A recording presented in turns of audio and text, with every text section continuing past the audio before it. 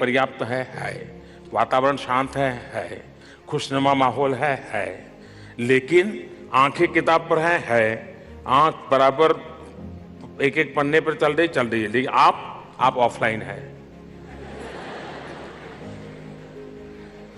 अब ये online offline से तुरंत समझ आया था।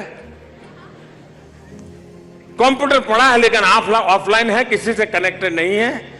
आप किताब से कनेक्ट नहीं होते हैं, और इसलिए जब जो करें आप ऑनलाइन होने चाहिए। जो मिलने आए तो उसी से जुड़े हुए होने चाहिए। चाय पीते हैं, कभी चाय भी पीते हैं। आप में से बहुत कम लोग होंगे जिनको पानी का टेस्ट पता होगा जी। क्यों? क्योंकि हम पानी ऐसे पी लेते हैं। कभी जी भर के पानी पी के देखो, उसकी बूंद बूंद पी करके उसका टेस्ट एंजॉय कीजिए। That is concentration. आप जीवन को बना सकते हैं। नेक्स्ट। माननीय कालीकट केरला से 9th क्लास की नेहा शर्मा थोड़ा परेशान है। पूछती हैं कि मेरे माता पिता और शिक्षक हमेशा परीक्षाओं में पिछले प्रदर्शन से मेरा आकलन करते हैं। वे हमेशा उन छात्रों के साथ तुलना करते हैं जो मुझसे बेहतर अंक अर्जित करते हैं, और इस वजह से हमेशा मैं तनाव में रहती हूँ। ये बात मेरा आत्मविश्वास भी कम करती है, और इसीलिए मैं पूरी तैयारी के बावजूद अच्छा प्रदर्शन करने में सक्षम नहीं हूँ। मैं इस समस्या को कैसे दूर कर सकती हूँ? और ऐसा ही कुछ पूछा है जी न्यूज़ के माध्यम से अरुणा श्रीवास्तव ने। मेरा नाम अरुणा श्रीवास्तव है। मैं यहाँ दिल्ली एनसीआर की कक्षा 9वीं की छात्र हूँ। मैं आज बस इतना कहना चाहती हूँ कि आजकल पीयर प्रेशर इतना ज्यादा हो गया है, दोस्तों के बीच में इतना तनाव है कि दोस्ती कम और यहाँ आगे निकलने की होड़ कुछ ज्यादा ही है। ईटीवी एमपी के माध्यम से युक्ति भी कंपटीशन से संबंधित सवाल पूछ रही हैं।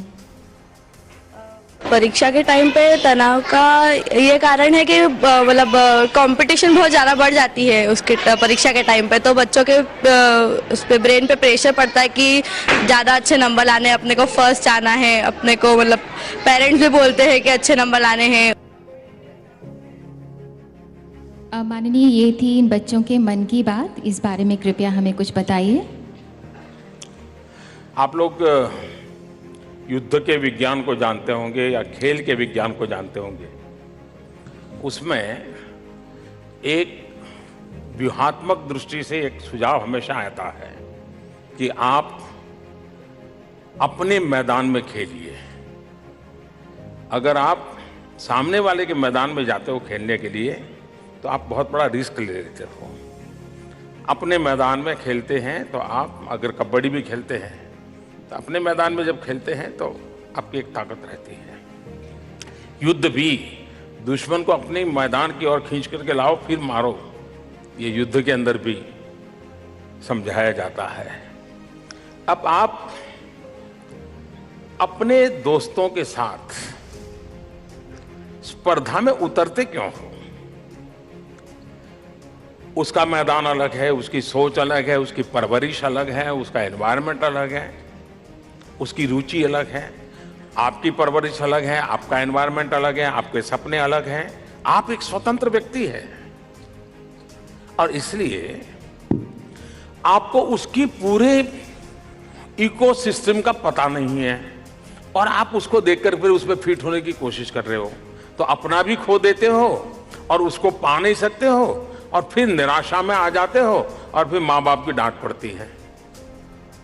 और इसलिए पहले तय करो कि आपके भीतर क्या चीज है, आप किस चीज में समर्थ हो, अपने आप को जानने की कोशिश करो। और इसमें आपके दोस्त मदद कर सकते हैं, आप चीजों को ऑब्जर्व करके कर सकते हो।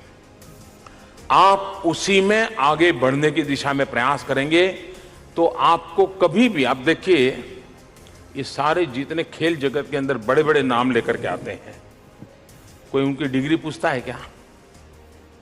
पूछता है क्या? कोई उसका साथी कहता है कि यार ये मेरे क्लास में पढ़ता था, बिल्कुल डब्बू था, बिल्कुल था, लेकिन अब वो डब्बू था लेकिन टेनिस खेलता था तो दुनिया में नाम कमा के ले आता था।